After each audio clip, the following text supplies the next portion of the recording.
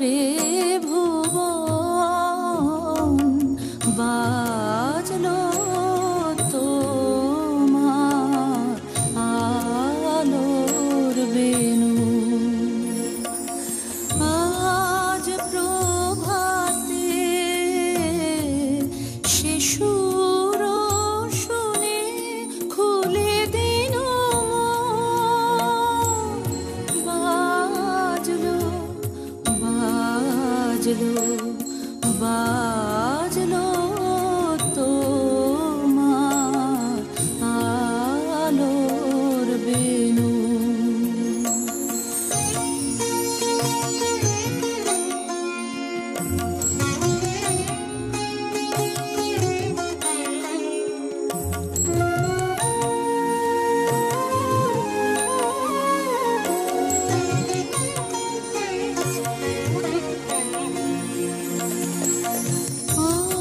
অন্তরে যা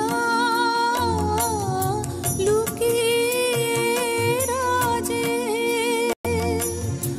অরুণ বীণায় সে সুর বাজে। এই আনন্দ যোগে সবার মধুর আমন্ত্রণ মাতলো রে ভুবন বাজলো তোমার আলোর বেনু।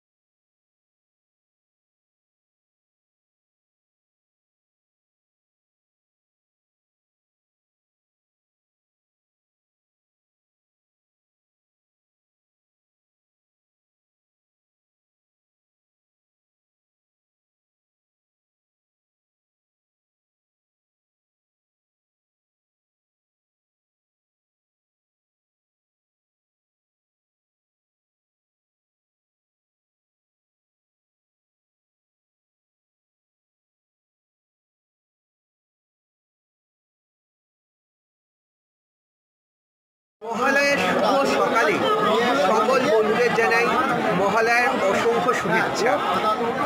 আজকের দিনে পিতৃপক্ষের অবসান হয় এবং তারপরে শুরু হয় দেবীপক্ষের সূচনা ঘটে। দেবীপক্ষের আমরা সমস্ত বাঙালিরা প্রস্তুত হই ঘরের কন্যা উমাকে ঘরে আনার জন্য।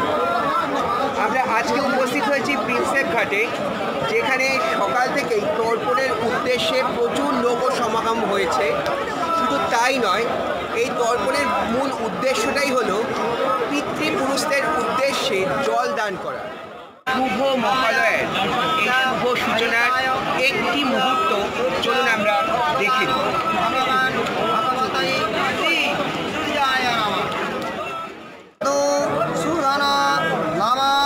অপবিত্র পবিত্র বা সর্ব বৈষ্ণান ততোবিবা যস্মরে কুণ্ডলী কাঠ্যং সৌভাজ্য অভ্যন্তর শ্রুতি। আজকে আপনারা এখানে তর্পণের উদ্দেশ্যে, কিন্তু বর্তমান দিনে তর্পণের মাহাত্ম্যটা কতদূর রয়েছে বা কী রয়েছে আপনাদের মনে হয়? যারা মারা গেছেন পিতৃপুলক সবার উদ্দেশ্যে তর্পণ করা, যেন তাদের আত্মা আত্মা যেন শান্তি পায় এবং ভগবানের কাছে যেন ভগবানের চরণে যেন তারা স্থান পায়। হ্যাঁ, সেই উদ্দেশ্যে আমরা সবাই প্রার্থনা করে থাকি আর কি। আমরা ছেলে মেয়েরা শুধু মা বাবার জন্য না, হয়তো দাদু ঠাকুর দাদা বা মামা মামিমা পূর্বপুরুষ বা বন্ধুবান্ধব যারা কখনো হয়তো কোনো দিনে জলই পায়নি, তাদের উদ্দেশ্য আমরা এখানে অর্পণ করি যেন তারাও যেন ভগবানের চরণে স্থান পায়, তারাও যেন জল পায়, সেই উদ্দেশ্যে আমরা এখানে আসি।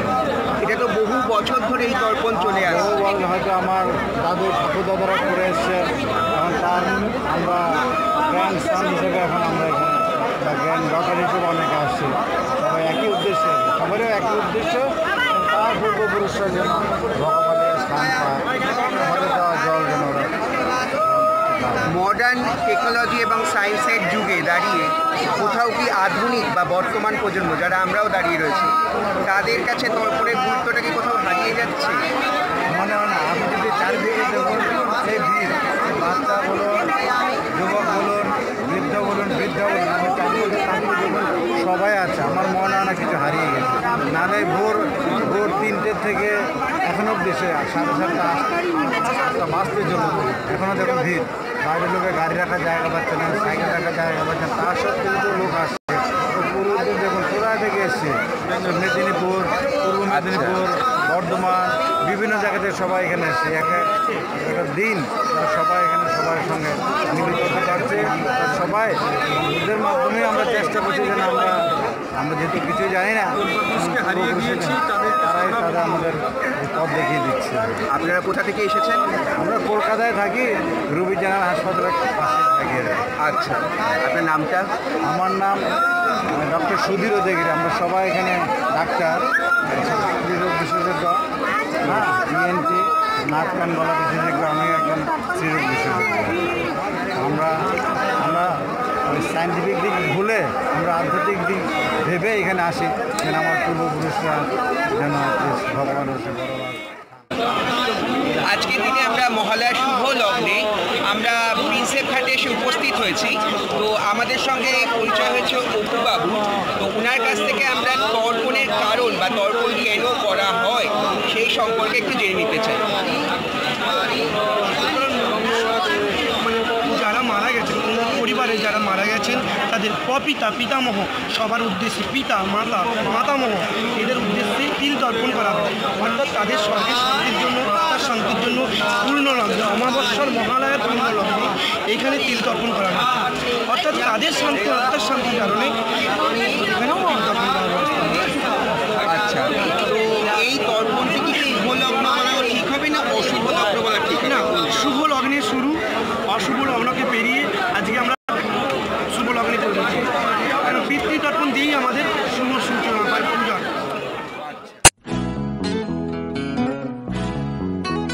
বন্ধুরা, প্রতিদিনকার মতো তোমরা দেখতেই পাচ্ছ, প্রতিবারের মতো আমরা চলে এসেছি আবারও এবারের সেগমেন্টে। তো এবার নতুন কিছু একটা নিয়ে আসার আমরা প্ল্যান করেছিলাম আগে থেকেই, আমি আর টকটিভ সিট।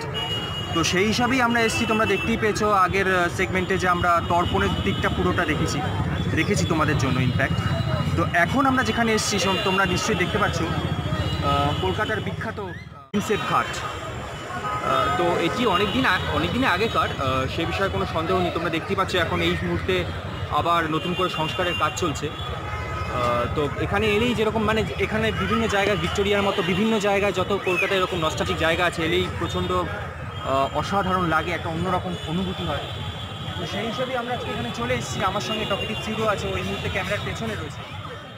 টকটিভ সিট আছে কিন্তু ও এই মুহূর্তে ক্যামেরার সামনে আসতে পারছে না। কেন ক্যামেরার পেছনে রয়েছে তার কারণ হচ্ছে আগের সেগমেন্টে যখন আমরা তর্পণের শুটিং কভার করতে গেছিলাম তখন ও কাদা ফাদা গায়ে লেগে একটুখানি মানে বুঝতেই পারছে একটু ওরকম হয়ে গেছে।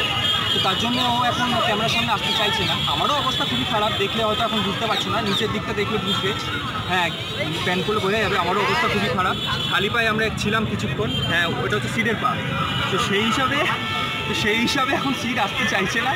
আমি এসছি একটু জাস্ট করে চেঞ্জ তোমরা বলতে পারো। আমি এই মুহূর্তে তোমাদের ক্যামেরার সামনে আছি, পেছনে আছে seat. Hope you enjoyed the total coverage of this shooting, rather of this channel, of this segment. তোমাদের যদি ভালো লেগে থাকে অ্যাজ ইউজুয়াল প্রত্যেকবারের মতো বলছি, প্লিজ লাইক করো, শেয়ার করো, আর সিডের কথায় সাবস্ক্রাইব তো নিশ্চয়ই করবো। বাই। ও নদীরে একটি কথা শুধাই শুধু তোমারে, ও নদীরে একটি কথা শুধাই শুধু তোমারে, বলো কোথায় তোমার দেশ, তোমার নেই কি চলার শেষ। ও নদীরে একটি কথা শুধাই শুধু তোমারে, বলো কোথায় তোমার দেশ, তোমার নেই কি চলার শেষ। ও নদীরে